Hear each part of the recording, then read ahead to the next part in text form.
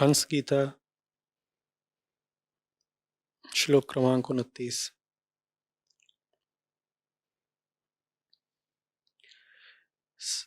यह बंधन अहंकार की ही रचना है और यही आत्मा के परिपूर्णतम सत्य, अखंड ज्ञान और परमानंद स्वरूप को छिपा देता है।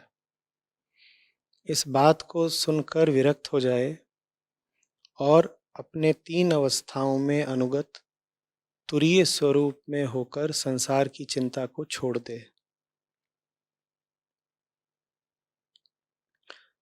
तो कह रहे हैं कि श्री कृष्ण इस श्लोक में कहते हैं, संसार में आत्मा को छिपाने वाले सारे बंधन अहंकार की ही रचना है। जीवन में ये बंधन बढ़ रहे हैं या कम हो रहे हैं, ये जानने की कसौटी क्या है? और एक साधक अपने रोजमर्रा के जीवन का अवलोकन किन गुणों के आधार पर करे जिससे उसे पता चले कि वह सही राह पर है या नहीं। दुख ही कसौटी है। सारे अध्यात्म का कुल एक लक्ष्य है, तुम्हें दुख से मुक्ति दिलाना। बंधन भी बुरे इसीलिए हैं क्योंकि वो तुमको दुख देते हैं। तो आप जीवन में आध्यात्मिक रूप से कितने उन्नत हैं, उसको जानने का सीधा तरीका यही है कि देख लीजिए कि तड़प, बेचैनी, दुख, ये सब जीवन में किस परिमाण में है। लेकिन ये देखना कई बार इतना सहज नहीं होता। वजह यह है कि हमने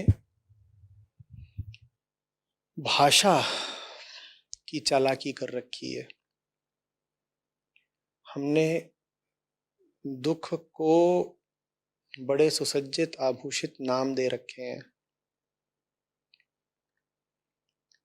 हम दुख को दुख मानते नहीं, दुख के साथ हमने ऐसी धारणाएं जोड़ दी हैं जो दुख को करीब करीब आवश्यक घोषित कर देती हैं। दुख के साथ एक गौरव जोड़ देती हैं और गौरव में सुख है। तो दुख के गौरव के नीचे दुख दब जाता है। तो इसलिए हमें पता नहीं लगने पाता कि हम कितने दुख में हैं।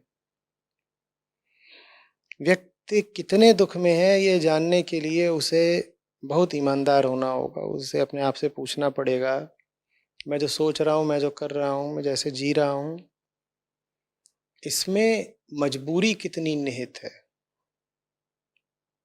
अगर मेरे ऊपर कोई बाध्यता ना हो, कोई जोर ना, कोई बल ना हो, तो भी क्या मैं वैसे ही जीऊंगा जैसे मैं जी रहा हूँ? सबसे बड़ी जो बाध्यता हमारे ऊपर होती है वो तो होती है समय की और स्थान की।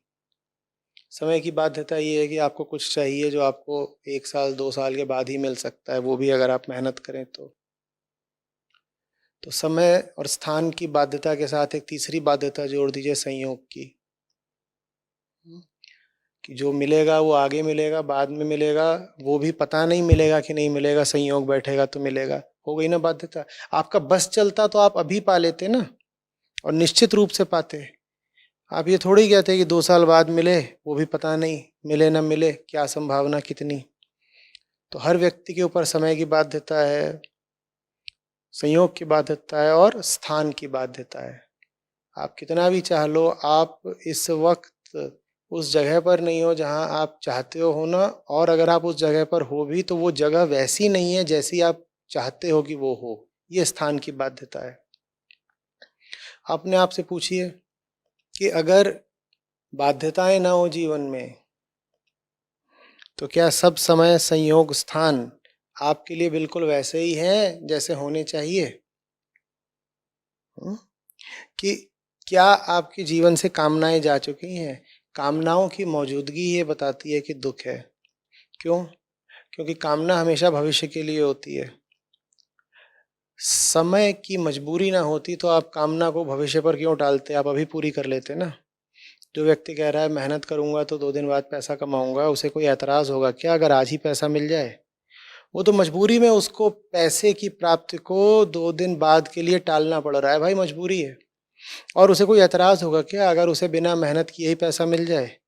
उसे जो श्रम करना पड़ रहा है वो भी बस एक बाध्यता ही है। तो कामनाओं की मौजूदगी ही बताती है कि जीवन में दुख है। आप अपने आप से पूछ लीजिए कि भविष्य को लेकर के कितने अरमान हैं आपके पास, उससे आपको पता चल जाएगा। इसी तरीके से कामना का जो बड़ा रूप होता है वो है महत्वाकांक्षा। ये बन जाऊं, ये पालूं, ऐसा कर लूं, वैसा कर लूं। कई बार उसको हम सुंदर बनाने के लिए और सम्मानीय बनाने के लिए एम्बिशन न बोल के विजन बोल देते हैं। यही सब धोखे तो खुद के साथ कर करके हम छुपा ले जाते हैं बात को कि हम भीतर से तड़प रहे हैं। ये सब चीजें हैं क्या आपके साथ? पूछिए अपने आप से कि आपकी जिंदगी में ऐसी चीजें हैं जो आपको चैन से सोने भी नहीं दे रही हैं? अगर हैं तो जान लीजिए कि आप दुख में हैं। पूछिए कि क्या आपके पास कुछ ऐसा है जो अगर छिन जाए तो आपको मृत्यु तुल्य कष्ट होगा? अगर है तो फिर देख लीजिए अपनी हालत। पूछिए अपने आप से परिस्थितियों में क्या कुछ भी ऐसा है जो बन जाए या बिगड़ जाए तो आप पर बहुत प्रभाव पड़ेगा? अगर है तो आप दुख में हैं। यही सब तरीके होते हैं दुख को जांचने के। मन अगर अभी पूरे तरीके से अपने केंद्र पर अवस्थित नहीं हुआ, आत्मस्थ नहीं हुआ, तो मन अभी असुरक्षित है। दुख उस पर लगातार आक्रमण करता रहेगा।